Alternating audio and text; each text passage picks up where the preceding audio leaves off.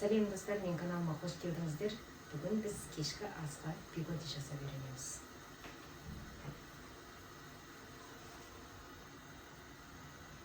Қараңыздар, қандай керемет.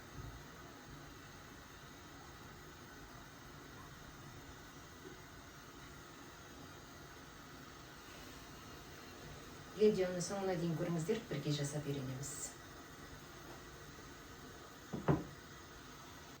Ал достар, ондай болса, бүгінгі пигодиіміздің бірінші біз қамырын ашытып алайық. Ол үшін бізге көз мөлшерде алдым мен. Ұнымыз қажет болады. Осы жерде где-то бір 500 граммдай ұн болады. Сахар қажет болады. Сұйық май, 200 грамм су, жылы суымыз және дрожжымыз қажет болады. Ең бірінші біз дрожжымызды саламыз. Чай қасықпенен 1 қасық дрожж саламыз.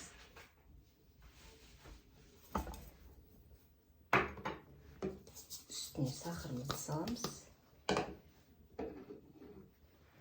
Сумай қапты көп керек емес. 50 граммдай сумай жетіп қалады. Және үстіне 1 чай қасық тұз саламыз. 1 чай қасық тұзымызды саламыз да жақсылап енді қамырымызды илеп аламыз. Жылы сумен енді қамырымызды илеп аламыз. Ренжімеңіздер, мен қолыммен илей беремін. Үйімізге, өз отбасымызға жасап жатқан соң перчатка киіп жатқан жоқпыз.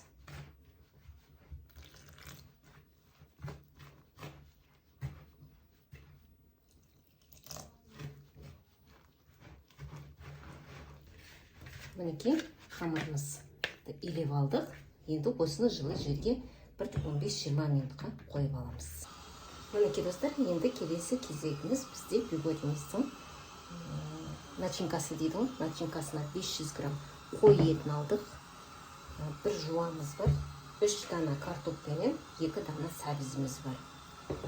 Енді осы көкөністерімізді қабығынан ашып тазалап алайық.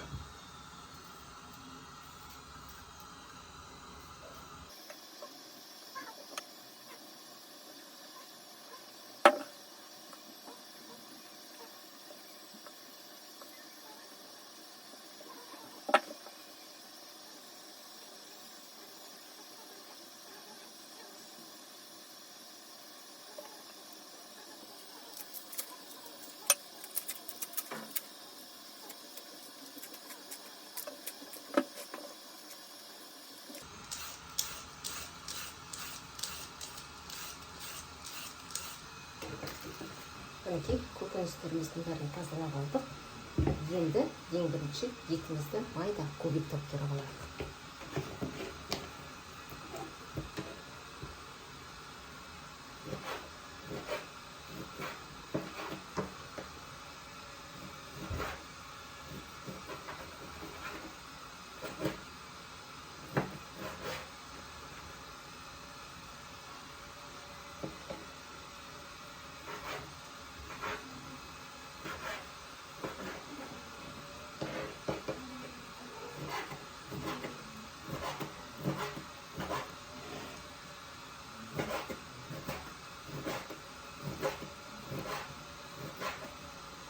Етімізді осылай майда көбейтіп турап аламыз бірінші. Мінекей, етімізді майда көбейтіп турап алдық.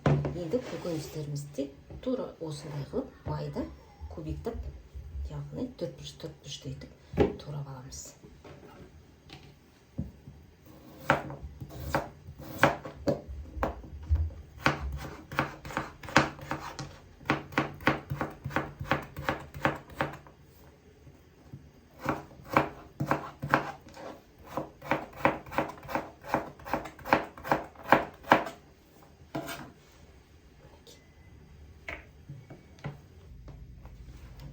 Барлық көкөністерімізді, етіміздің бәрін турап алдық.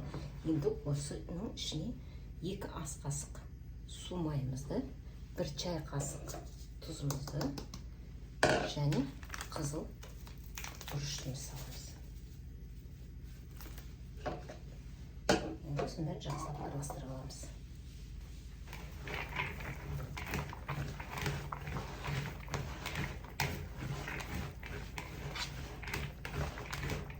дейміз ғой, дайын болды. Түрі керемет болып тұр енді, қараңыздаршы. Мантоваркаларыңыздың астын жақсылап тұрып майлап алыңыздар.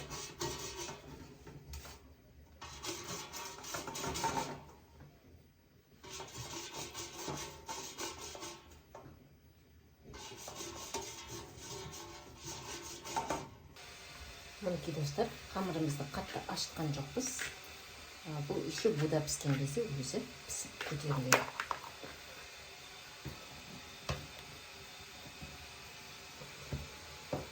Ұнымызға аунатып, осыны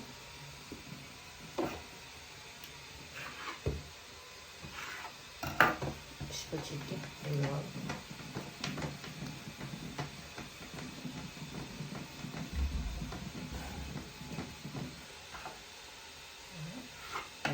Тестамызды осындай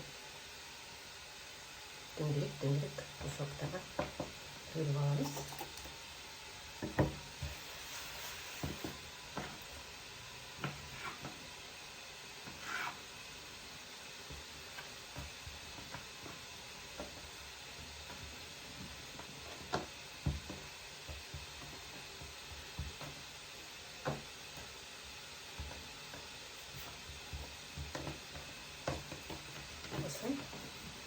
Қамырларымызды бөліп алайық, бізге ыңғайлы болған үшін.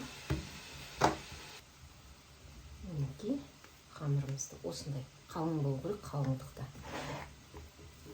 жасадық. Ішіне начинкамызды салып, енді пигодидің формасын жасап түйіп шығамыз.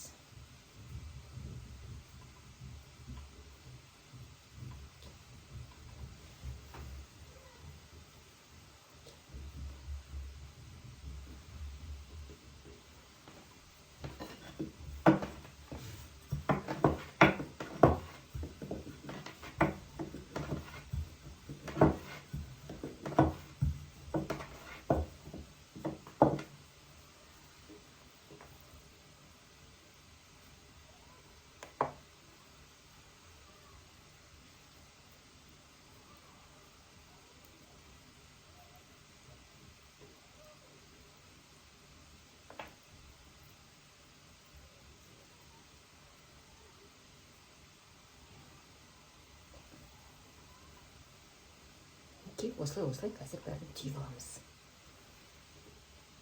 Достар, осылай арасын қатты жақын қылмай, осылай бәрін салып шығамыз.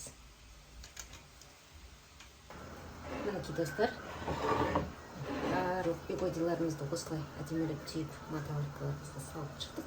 Енді осыны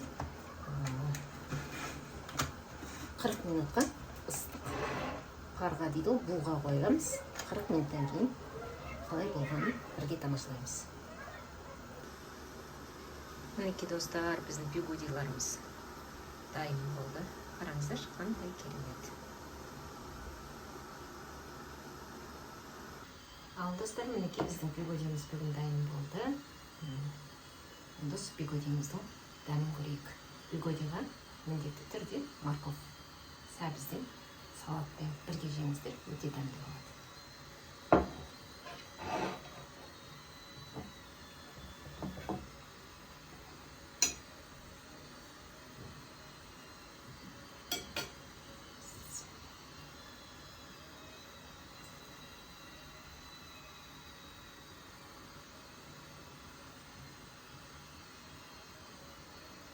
Өте дәмді. Жасап көріңіздер.